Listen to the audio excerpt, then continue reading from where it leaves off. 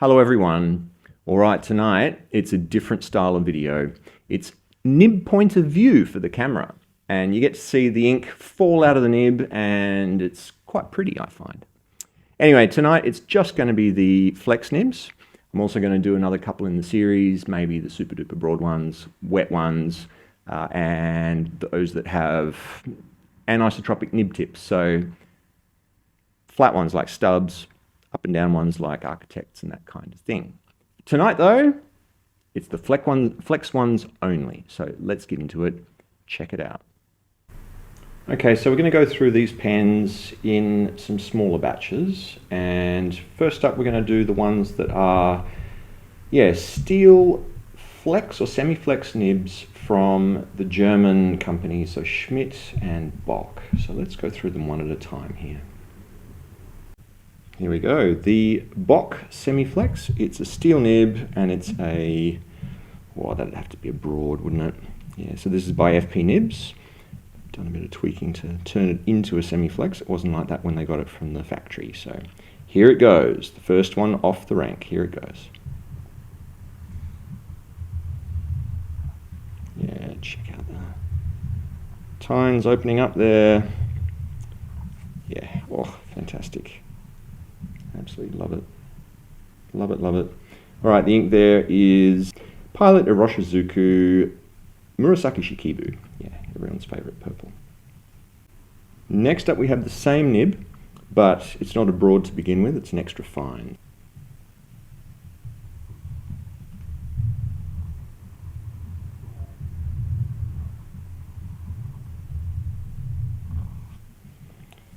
Yeah, lovely. Still plastic feed. Yeah, not a real Mont Blanc. It's a copy from last year. Anyway, there you go. Comparison of the two Bock semiflex nibs. One with the broad and the other one with the extra fine.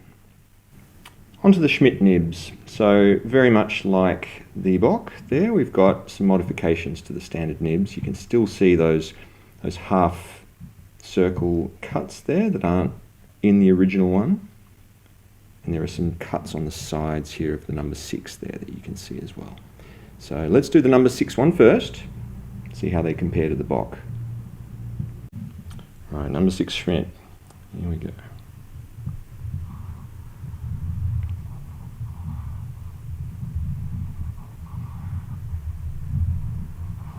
Beautiful. Very nice. Quite close to the Bock, maybe. A little bit less line variation perhaps there, but quite broad to begin with. What about the number 5 nib? Okay, here's the number 5 nib in the Hongdian M2 pocket pen. Very nice. Beautiful, okay. What about the writing? All right, here goes.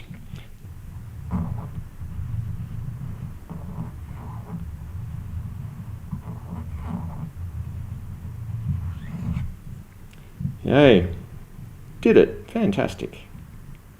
Very pretty. Schmidt number 5, semiflex. Beautiful.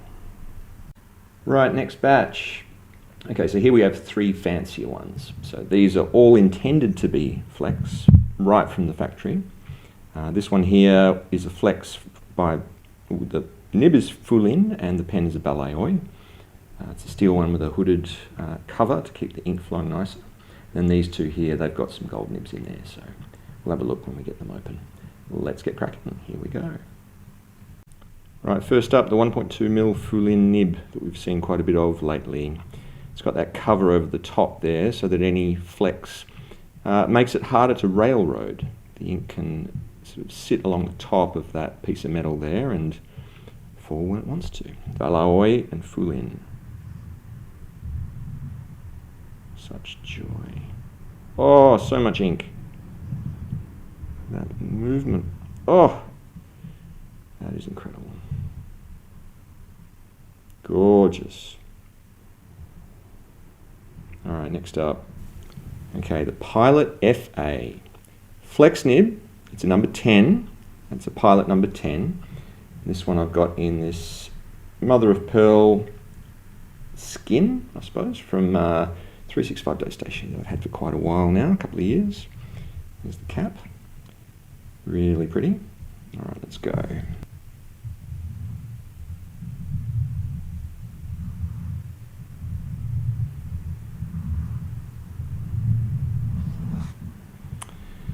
Yep, works great.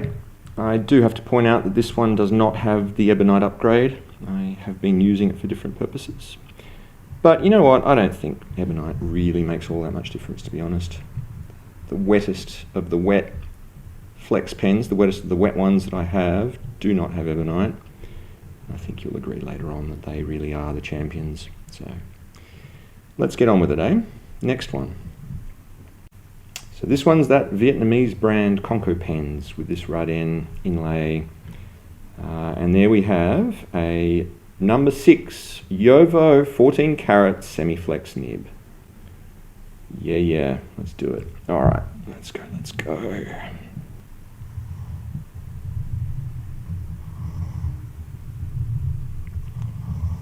Well, it's fine. It really doesn't want to open all that much, but that's okay. I like a nice fine flex. It's very wet. Beautiful. What's the ink? Good question. I think it might be purple pizzazz. In fact, I'm pretty sure it's purple pizzazz. It's a diamine ink. Loads of awesome tones, different colors in there. It's a gorgeous one. Okay, on to the next category. Canrite flex nibs. Now they punch well above their weight, and that's why I've got 3 steel ones that I wanted to compare with all the ones so far. And then there's this absolute legend of a titanium flex nib here as well. All of these are from Canrite and they perform so nicely. So let's get them on the page. Right, so this one here has Yamabudo, the best magenta ink by Pilot Iroshizuku. And this one here is a steel, it's a steel Ultraflex by Canrite.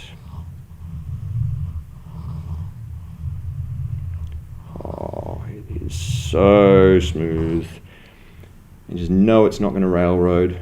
Oh, look at that purple, magenta, pink, whatever you want to call it. That is glorious, don't you reckon? Really is.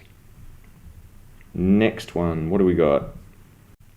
Okay, another steel Canrite. This one has a green ink. I know this is a Pilot Iroshizuku. I've forgotten exactly which one, but I'm sure I will put it down in the notes. And I'm sure you guys probably know the answer anyway. So here we go on the paper. What does it do? It flexes and looks amazing. Yeah. It's so crisp, isn't it? Really is. Oh, and this one has an ebonite as well. Yep. And the previous one. Yep. So both of these so far, they've had the Canrite ebonite treatment. Yeah, they come with ebonite if you ask them nicely, and it's not all that much more expensive. Well, no, that's not true. It is a fair bit more expensive because the steel ones with just the plastic nib feed, the one with the plastic feed is really, really, really good value. But you might as well get the ebonite because it doesn't make it break the bank, and that way you've got something really rather special. All right, last one of the steel Canrites. Which one? Okay, this one is pigmented black, some form. I don't know which one. It's been in there for about a year, so let's see how it performs. I'm pretty sure it'll do great. I tried it the other day and it was still working fine, so let's have a shot, hey?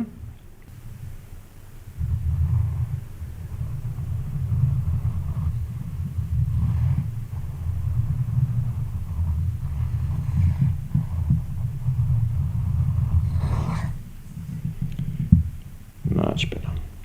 Okay, here we go. Look at that. Also ebonite.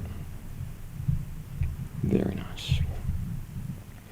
Okay, onto the titanium one. This is a titanium nib, but the pen itself is also titanium. And that's because it's a Asfine. That's right. A V200. V200, that's right. Asfine V200 vacuum film. So on the paper, it is incredible. Here we go.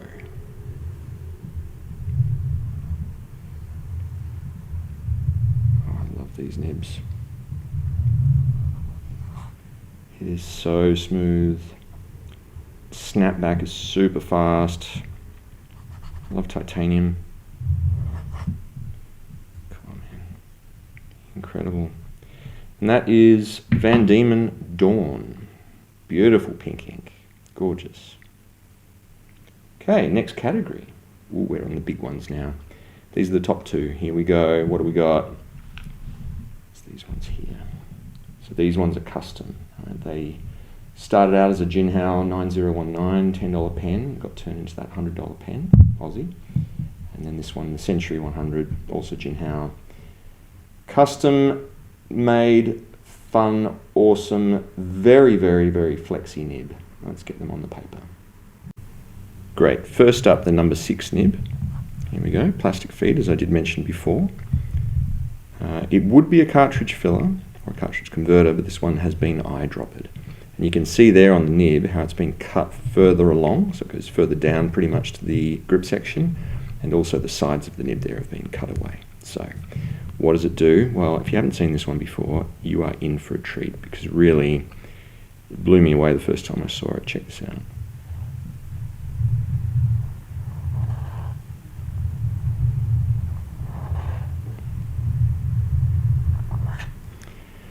I mean, as line variation goes, it doesn't get much more impressive than that.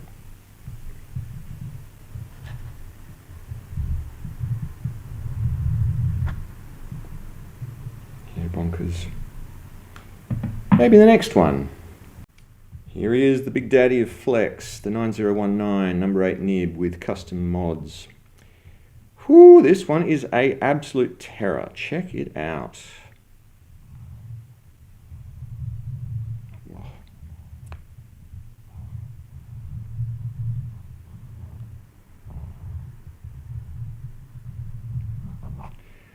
I mean, it's kind of apt. Did you see my Megalodon tooth yesterday? I think this kind of gives me that Megalodon feel. It really does. It opens up like, oh man, that's huge. It's giving birth to triplets. You at the same time. Yikes. All right, well, that is it, everyone. What do you think? Like it? Let me know. Thanks, everyone. Bye-bye.